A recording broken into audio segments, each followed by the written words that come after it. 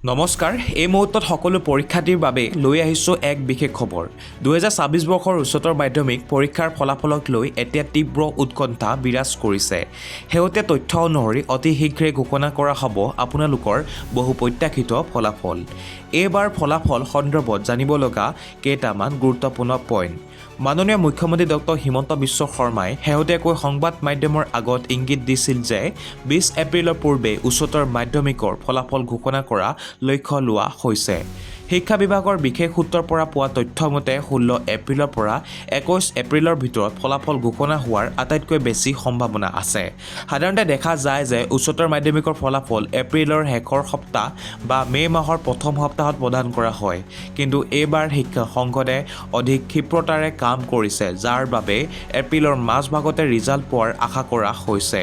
ছাত্ৰ-ছাত্ৰীসকলে কেনেকৈ চাব পাৰিব নিজৰ ফলাফল ঘোষণা হোৱাৰ লগে লগে আপোনালোকে অসম উচ্চতৰ মাধ্যমিক শিক্ষা সংসদৰ অফিচিয়েল ৱেবছাইট ahsec.assam.gov.in আৰু resultassam.nic.in ৱেবছাইটৰ জৰিয়তে নিজৰ ৰোল নম্বৰ আৰু ৰেজিষ্ট্ৰেশ্যন নম্বৰ ব্যৱহাৰ কৰি মাৰ্কশ্বিট ডাউনলোড কৰিব পাৰিব লগতে বিভিন্ন ৱেবছাইটৰ জৰিয়তে আপুনি আপোনাৰ ফলাফল চাব পাৰিব লগতে এপছৰ জৰিয়তে আপোনাৰ ফলাফল চাব পাৰিব গতিকে পৰীক্ষাৰ্থীসকল সাজু থাকক যিকোনো মুহূৰ্ততে আহিব পাৰে অফিচিয়েল ঘোষণা আমি আপোনালোকক সঠিক সময়ত সকলো আপডেট দি থাকিম পৰীক্ষাৰ্থীসকললৈ আমাৰ তৰফৰ পৰা শুভকামনা থাকিল ধন্যবাদ